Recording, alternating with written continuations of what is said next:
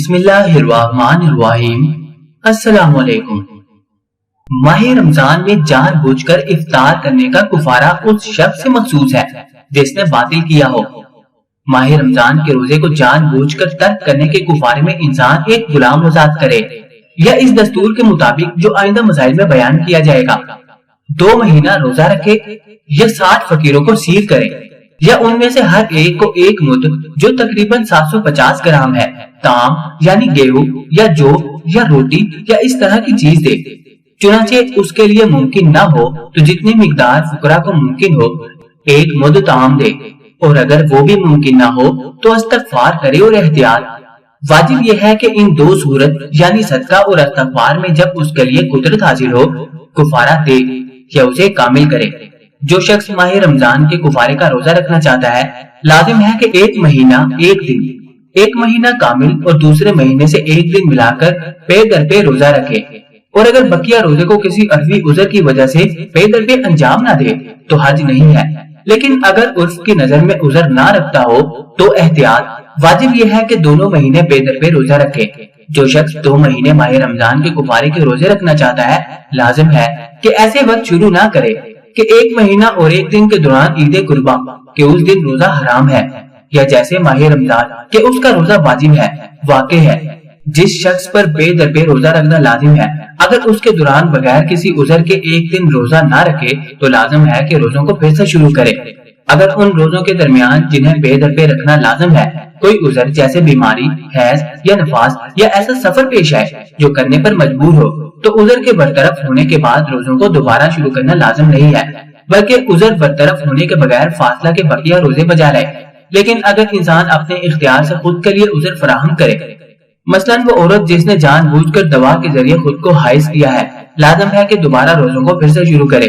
جس شخص کے لیے 1 دن روزے کے کفارے میں 60 فقیر کو کھانا کھلانا لازم ہے، اگر 60 فقیر نہ مل سکے تو 60 فقیر کے بدلے 60 سے کم فقیر کو زیادہ کھانا دینے پر اکتفا نہیں کر سکتا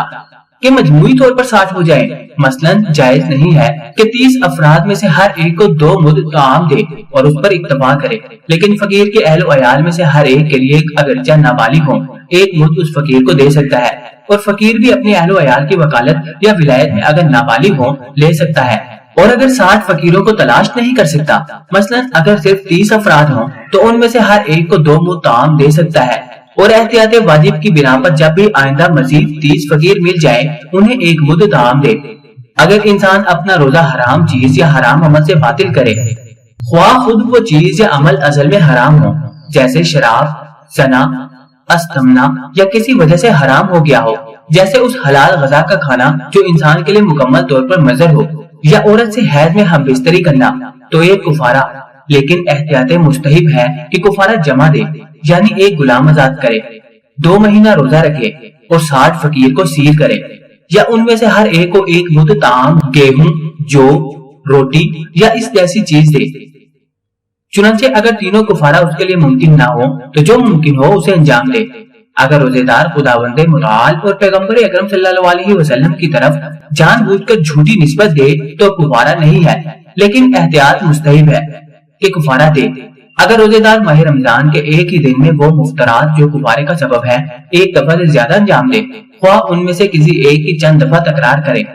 یعنی مثلا چند دفعہ کھائے یا پیے، یا چند مرتبہ جمع یا استمنا کرے، اور خواہ چند مختلف مفطر کو انجام دے، مثلا پانی پیے اور پھر جمع یا استمنا کرے، تو ان تمام کے لیے ایک کفارہ کافی ہے۔ اس طرح اگر انسان ماہ رمضان کے واجب روزے کو جان بوجھ کر نہ رکھے اور روزے کی نیت نہ کرے اور دن میں چند دفعہ مفطر انجام دے، اگرچہ جمع یا استمنا ہو پھر بھی ایک کفارہ دینا کافی ہے۔